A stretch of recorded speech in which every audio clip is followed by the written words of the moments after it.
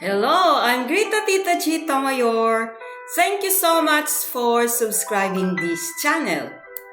Please don't forget to like, comment, share, so that others will also be equipped about their purpose in life and be able to discover their potential. And if you are new, click the subscribe and notification bell so that you will be notified whenever I will upload a new video. In this channel, you will receive Wisdom for Living.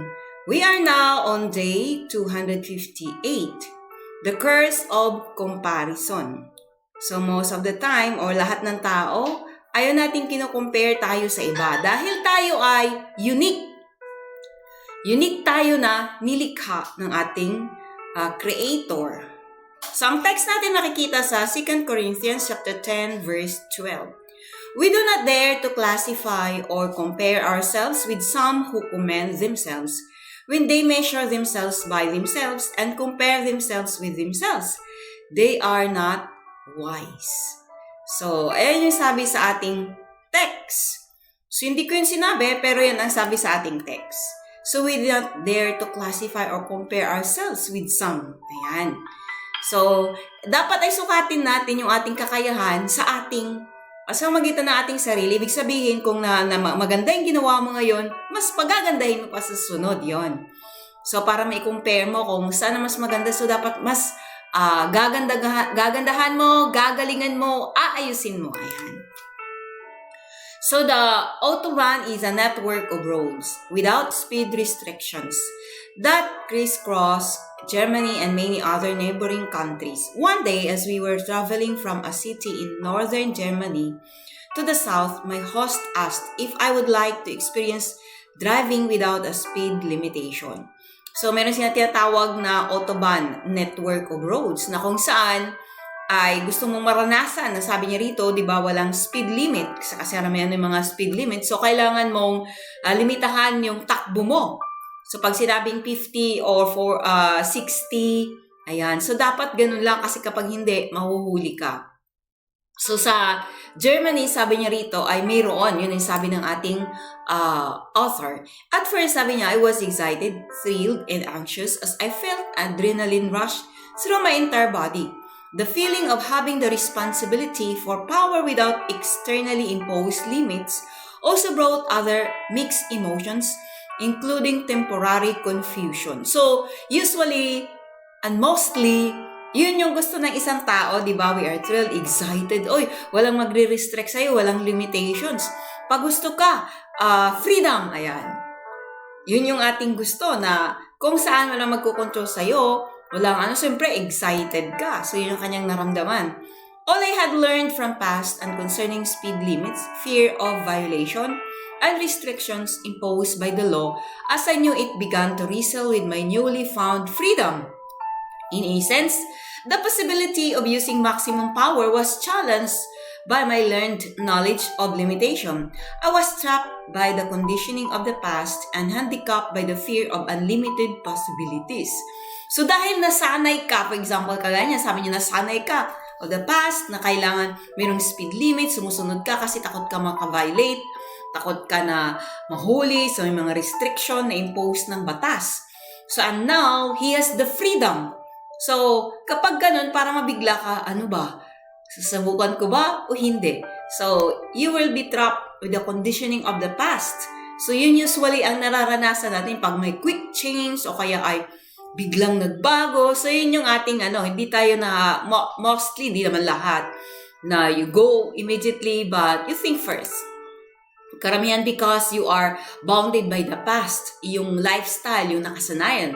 So, as the pressure of my foot accelerated the engine, I felt the thrill of a car traveling at 115 miles per hour. Words cannot describe the awesome power and pride I felt controlling the speed and direction of such ability. I was on top of the world. Who could catch me now? I had arrived. I was the king of the road, master of the highway. Siyempre, woohoo! Ganun na siguro, no? Pag nag-drive na mabilis, walang restriction, walang nagpipigil, kasi pag gusto ka, you have the freedom to drive na kung saan nakatravel, sabi niya rito, 115 miles per hour. So, sabi niya, no words cannot describe. Words cannot describe yung awesome power and pride. Ibig sabihin, you have the ability to control. It means you are like the king on the road. Nobody can stop you. Nobody will stop you. So, you are free. Yan. Sabi rito, this feeling of supremacy was further enhanced every time I passed another vehicle. In fact, I heard myself say, every time we pass another car, why don't they pull over, park, and let the real driver through? There I was. I had achieved the ultimate. I had set a record for myself. I had passed everyone else. I was the best. So, syempre, dahil first, naranasan mo yun, matindi. So, kailangan mo explore kung gaano kabilis. Gusto ko lang pasan yung iba. Siyempre, kung may na-achieve ka na ganun, kung kayo rin makaranas ng ganyan, siyempre, you will be able to, you will experience it, mararanasan mo. Gusto mo maranasan yung freedom, walang restriction. Pag gusto ka, anong gawin mo. Pag gusto ka, anong bilis. O hindi man sa driving. Pag gusto ka, kainin mo. Di ba yung mga eat all you can. Tapos, walang restriction. So, pwede, ano kayang gagawin mo? Lahat pwede mong kainin, di ba? Kahit sa eat all you can, nag-i-enjoy yung mga tao. Kasi pag gusto ka, hanggat gusto mo kumain. So, that's freedom. Ayan, di ba? So, kailangan mo lang ubusin. Yun yung may restriction. But most of the time, nakaka-excite at karamihan. Pag unlimited. Eat all you can. So, ibig sabihin, you have the freedom to eat all you can.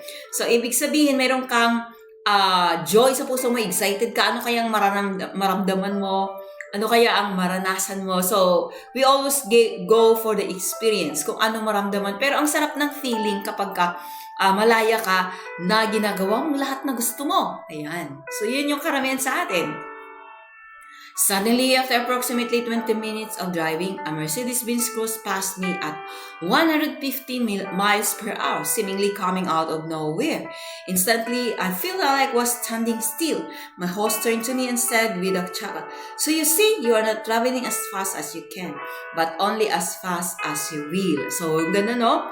Hindi nga as fast as you can, but as fast as you will, kung anong gusto mong bilis. So, mayroon pa palang mas mabilis sa kanya. So, depende sa gusto mo. Now, so ang sinasabi rito ay, pwede kang mag-drive, depende sa gusto mo. Ayan. So, it is your will, it's your decision, depende sa gusto mong klase. Sa buhay natin, pwede rin ganon. Bakit? Kasi, anong klaseng buhay ang gusto mo? So, you have the free will. God has given us the freedom. But, anong klaseng buhay ang gusto mo? Ayan, walang restriction. Anong klaseng buhay ba? Araw-araw, anong klaseng experience ang gusto mo? So we have the will. As his words lodged in my mind, I quickly began to understand the curse of comparison and the limitations of self-pride. From this experience, I learned 3 lessons that have become the foundations of my thinking concerning success and effective living. The principle of capacity, the principle of comparison, and the principle of experience. So ito na yung tatlo. So in the following videos, we will be discussing about the principle of capacity, the principle of comparison, and the principle of experience. Kasi gusto mong maranasan. And most of the time, mas magaling pa pala siya sa'yo. So, ayaw natin ng ganun. Pero the principle of capacity, ano ba yung kaya mo? Ano bang meron ka as you can? Ibig sabihin, as fast as you can. Ibig sabihin, that's your capacity, your ability. So, the following videos, we will be learning about the comparison and your experience. Pero, ang masasabi ko sa inyo ay it depends on you. Ano yung klaseng buhay ang gusto mo? And since we have already those principles, we want to live a life that God wanted us to be and do the things that God wanted us to do. And that is the true freedom, and God has given us the capability to fulfill. And I tell you, once you desire to live according to what God wants you to be and according to what God wants you to do, you will enjoy your life and you will be contented, fulfilled, and satisfied. You're living like heaven on earth. And that's what I experienced. That's why I'm sharing it with you every day. So thanks for watching. God bless. Please don't forget to leave a comment below if you have learned something and if you are blessed or inspired through this video.